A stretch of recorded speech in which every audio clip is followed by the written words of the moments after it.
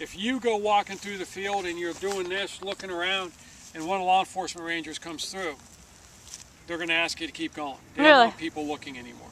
The park itself doesn't even look anymore. They laid some water lines to some of the historic homes, putting in fire suppression systems. And the park archaeologist went along with the digging crew, and if they found anything, she took pictures of it, documented it, and they put it back. Okay, so they're really strict as to what comes off the field now.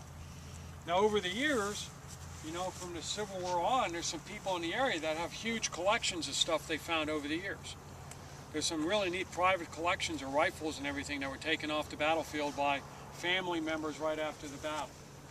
As time goes on, you know, you're not going to find rifles anymore. You're not going to find canteens anymore. They were either wood or tin, and they're long gone.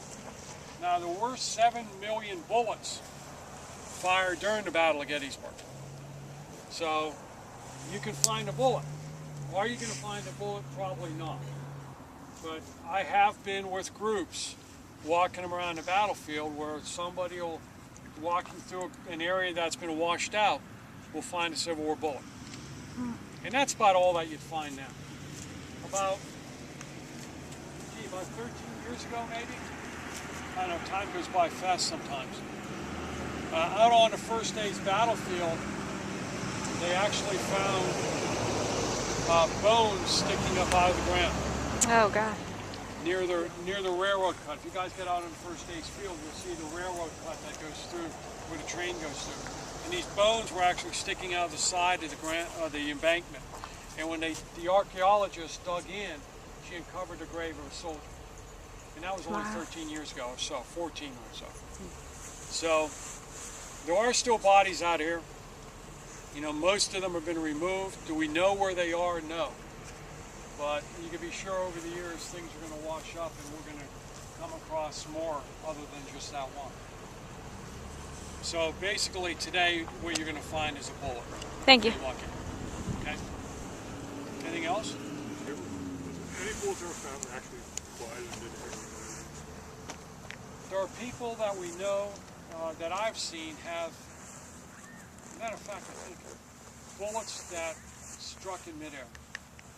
There's a museum in Gettysburg that just opened. And if you guys walk through the town, and I would highly recommend you going in. It's a free museum. And it looks like a house. And there's a sign out front that says Gettysburg History Museum or something like that. It has a really neat collection of stuff. And I'm pretty sure when I was looking at their collection, they had one with 2 bullets collided. But if you guys get a chance, you got to go in that museum. They have JFK stuff. Kennedy stuff. They have stuff from Lee Harvey Oswald.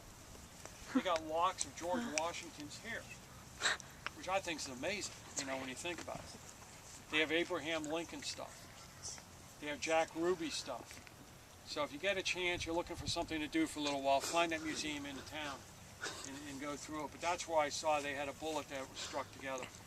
You know, it's not going to happen very often, but let's face it, you're going to have right there along that stone wall, you're probably going to have 700 guys shooting into the woods, another 800 to 900 shooting back at them.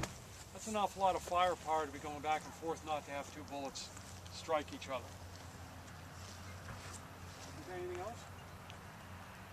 You know, I'd appreciate it. The worst thing you want to do is go back home and say, man, I should have asked Paul the question. Where are the